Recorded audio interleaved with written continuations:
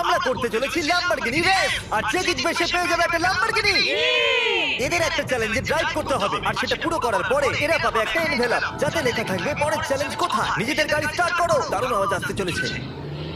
ও হো হো, এটা হলো এনভেলপ নাম্বার 1, যেটা এদেরকে প্রথম চ্যালেঞ্জের দিকে নিয়ে যাবে। সঠিক নিশানায় না লাগা অব্দি একটা টার্গেটে কুড়ুল ও মারো। মাই গড, আমার চোখ আর হাত খুব বাজে কাজ করে। কি হবে এবার? 3, 2, 1, গো!